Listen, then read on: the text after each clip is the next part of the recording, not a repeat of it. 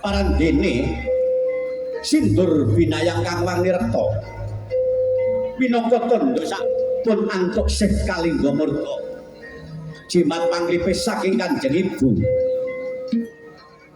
kang warni seta sampun pikantuk nugrahaning Gusti jimat panglipis saking Kanjeng Rama. Kanjeng Rama baka semecak baka setindak satuhu manungku puja ngarsanipun Gusti. Anakku nggih ayo nggih tak gendong munggah tak boyong minggah siti inggil pinaturata. Kanjeng Rama mangestaken dawuh Kanjeng Rama. Rata rambat minggah siti inggil pinaturata Kanjeng Rama dalah Kanjeng Ibu.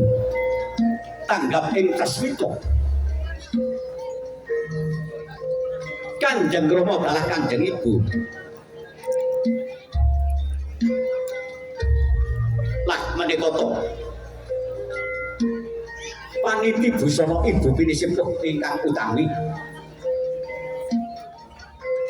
Sampun meratitesaken mamping adicara. Kerobongan ingkang badhe katindakaken.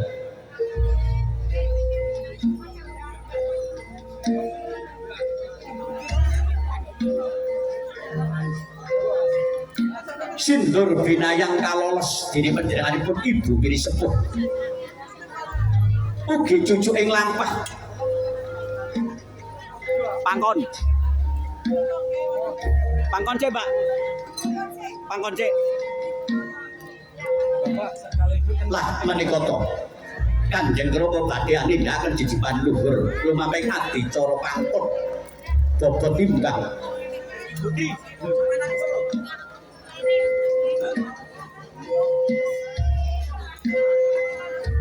Marmayang rada minggir. Marmayang dekean di kiwa tengene dekor. Wis dekean wis.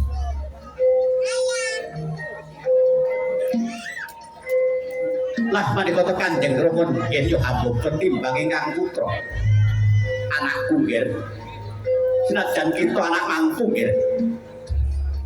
Bapak ora bedak-bedakake ngantarane anak mangku lan anakku dhewe. Bobote tak padha ya nggih anakku. Bobot timbange padha dina iki tak anggap anakku dhewe Kanjeng Rama mangestaken dawuh Kanjeng Rama. Satu menika paripurna mamping adicara bobot timbang Kanjeng Rama. Tanggap ing sasmita sigra ngadani lumamping adicara tanem jero.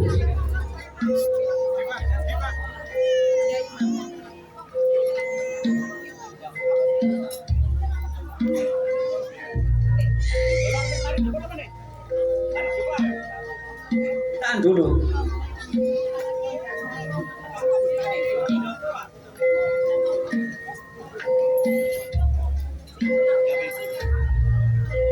Paripurna lumamping adicara tanem jero.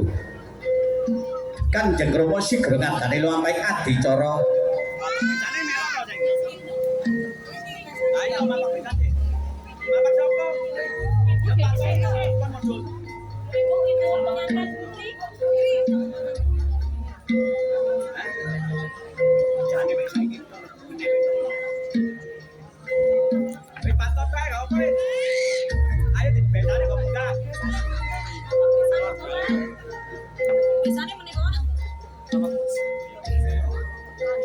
lah menika to Kanjeng Rama nggih nyomapak pisan.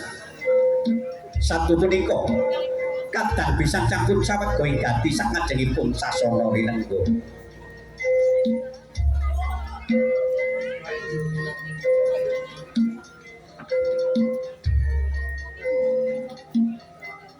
Minggah siti hinggil lenggah sinambyang terangtu lumamping adicara ingkang sampun tinamtu.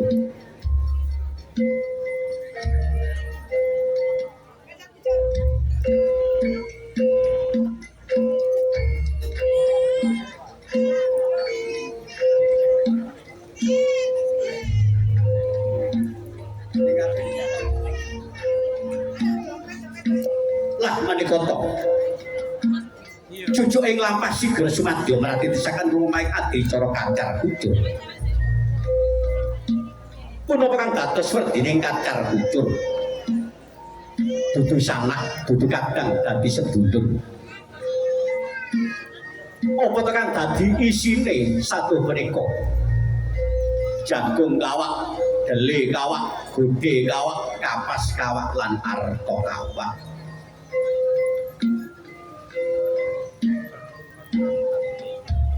Apa nih? Marmayang. Karepmu takon ke isor kok ya. Iya. Bisa kenang ngono. Kon ngedukne ae. Diki. Lah maneka putri Domas. Marmayang dono dek sore. Hamun diwontenipun kacar kucur. Tumuju sasana krobongan. Risang pinanganten kakung. Tansah hamun diwontenipun kacar kucur ing patos risang pinanganten kakung. Diajeng garwanipun Kakang diajeng. Ayo iki guna kaya anggone Joko sedana ngopadi sandang kelawan pangan diajeng. Tinampi diajeng Kakang Mas niki Kakang Mas mangestuaken dawuh Kakang Mas. Nang Bapak to. Taman ngadeg.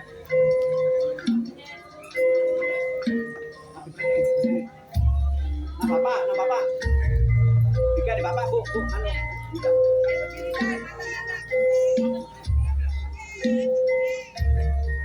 Tumuju sentong pegaringan. Inggih menika Kanjeng Rama dalah Kanjeng Ibu. Madhepe gak tepak to, Ton, tukang foto dibantu. Melok gojeki. Madhepe rene lho.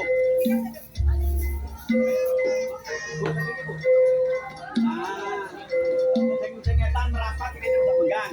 Kabeh gojeki dindur apa? Ah, betul. Kanjeng Ibu. Iki guna kaya anggone Joko sedana upadi sandang kelawan pangan Ibu. Tinampi Kanjeng Ibu mugi dadi sarana yen kula lemban ngayahi samudraning gesang. Anakku nggih ya anakku. Bakal tak simpen cengkok pedaringan yo nggih, aja nganti obah lan owah. Yen dudu kersane Gusti kang obah lan kang owah yo nggih. Tampanono, Duk, bukuan. Kanjeng Rama pangestuaken dawuh Kanjeng Rama. Nanging sampun ngantos wonten pedhote anggenipun Kanjeng Rama. Gegulang-gulawan tak daten ingkang putra kalah ingkang putri. Iya nggih. Iki wajibe wong tuwa. Nanging bapak kelawan ibu bisane mung ndongakake ya nggih.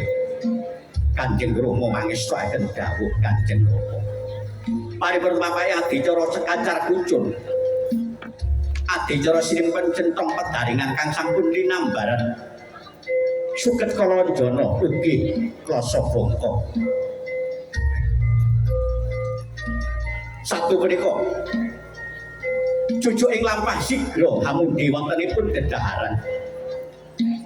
Punapa kang dados werdining dedaharan satu menika? Sekul panjang kunjul. Sekul panjang ilang. Amung kewala manungku puja ngartanipun Gusti ingkang Maha Wikat. Ilang balak sengkalane. Ilang sukertane. Ilang sarap sawane.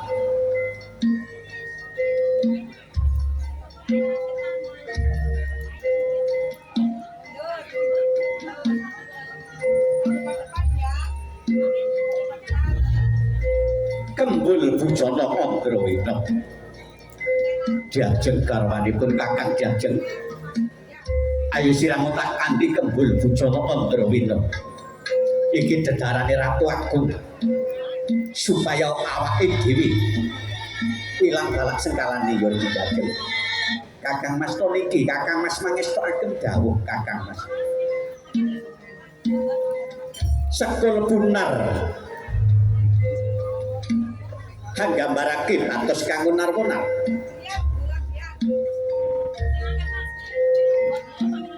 Mugi saged lebar luar ing dinten Minggu puniki.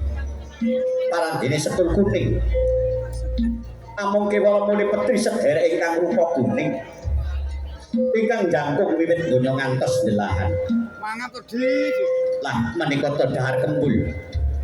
Kembul bujana Andrawina. Dedarane Ratu Agung Binatara. Ayo Jajeng.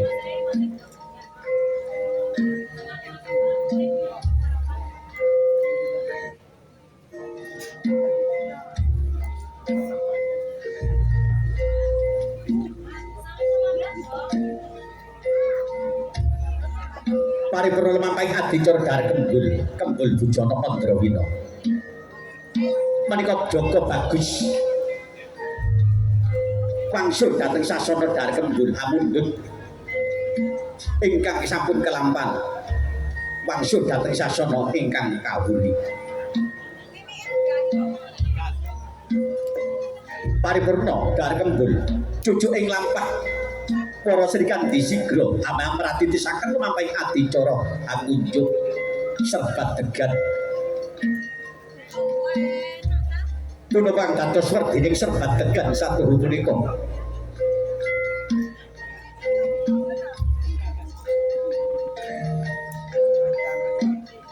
Minangka risang pinanganten putri dalah kakung meminta mringarsani Gusti mugi enggal dipun paringi momongan.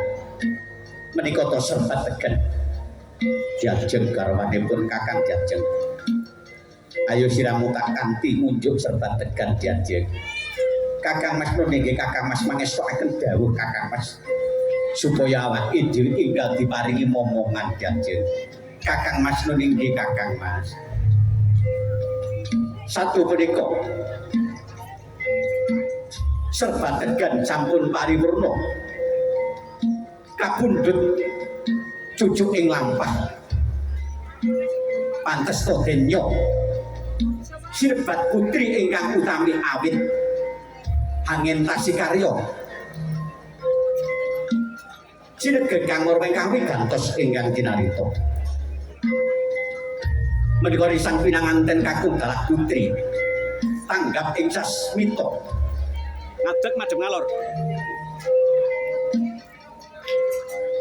Madhep ngalor pinggir kene. Cucuk ing lampah sigra ngandani lumampahing adicara. Anglelos duwung.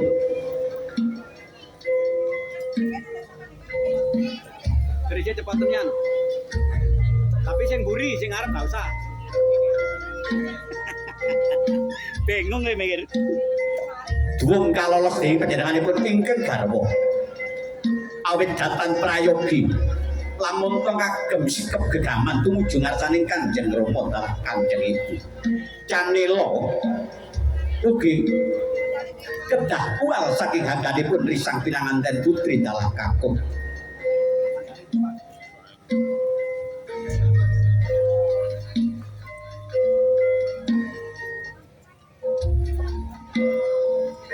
Kawistara ngabyantara kanggo ngrepe pepadonipun Kanjeng Rama dalah Kanjeng Ibu.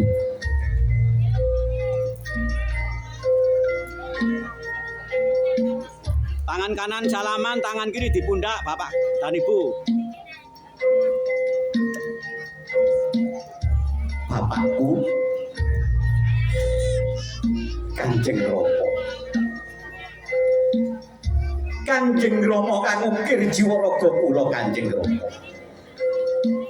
Bapakku. Suwan kula marang ngarsa panjenenganipun Kanjeng Rama.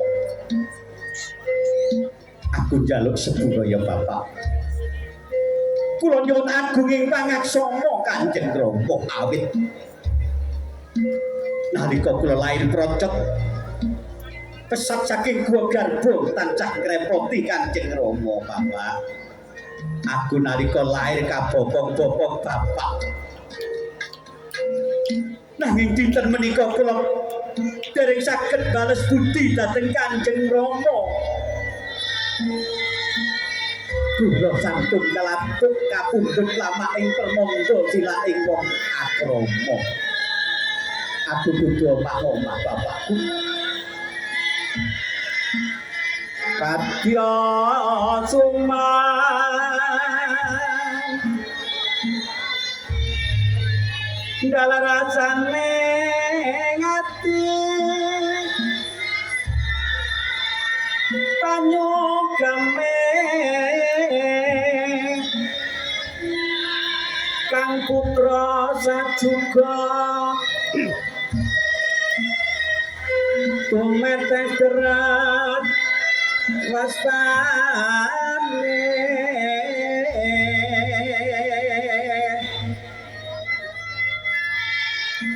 tan kuwawa jroning kalbu ngondok-ondok kene ngger anakku sajroning kalen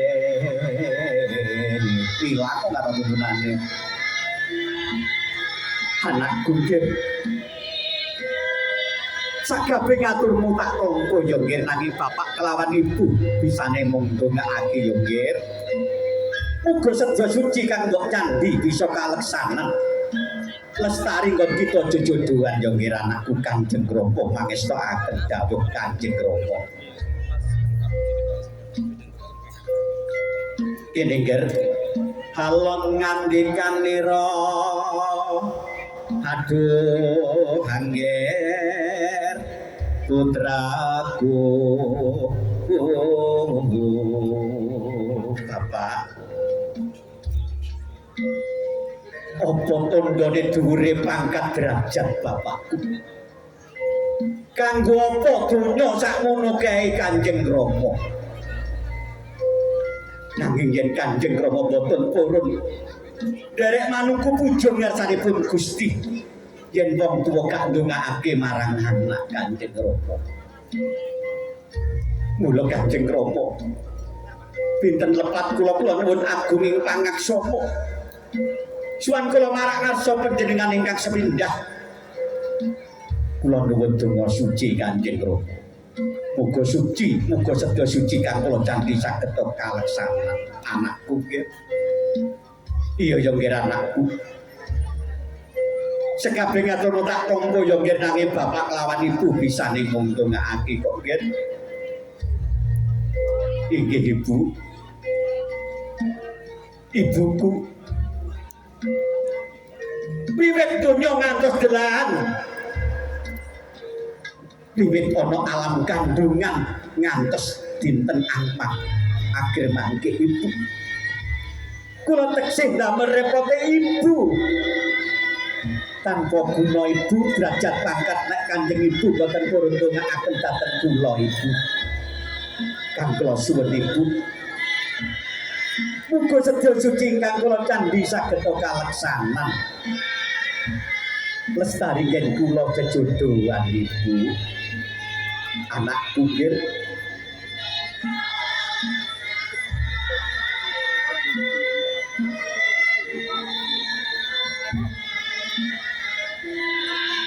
paripurna sungkem dhateng Kanjeng Rama sungkem dhateng Kanjeng Ibu ingkang wijil saking lalaten utawi kadang pisan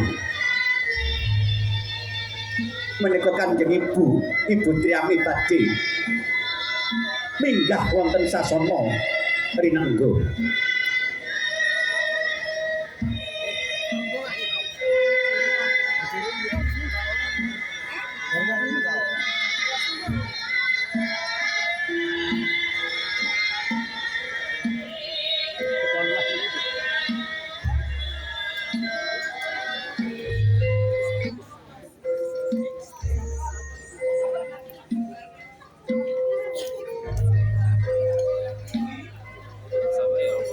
ya maring ini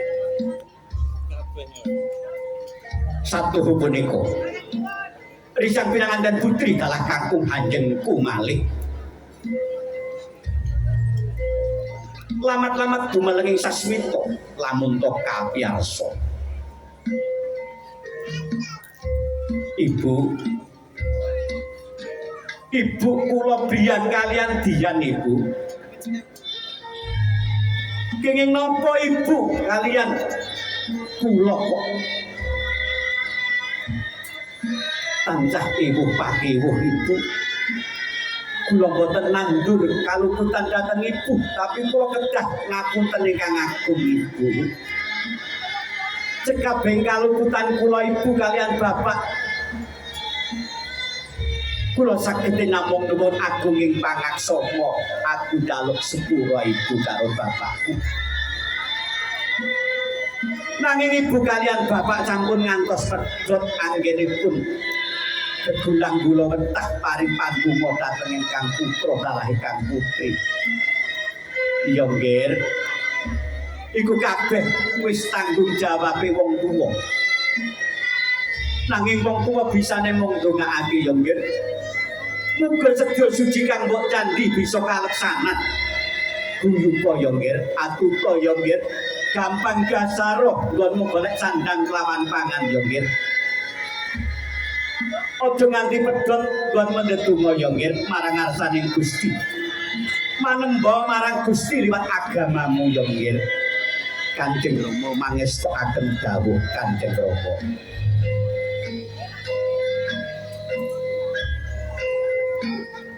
Sinegen kang marang kawi gantos ingkang cinarita. Paripurna lumampahing adicara pangabekten adicara sungkeman pratandha. Sampun paripurna lumampahing adicara panggih adicara prodongan. Satu trepindo curiga panggih warangka kebasan. Ketik rong tetes daging rong tebel. Balung rong ketek wis manunggal, nunggal tekad, nunggal sedya, nunggal karep, nunggal jiwa. Saperlu lelayaran kepuju ngayahi samudraning gesang pramila.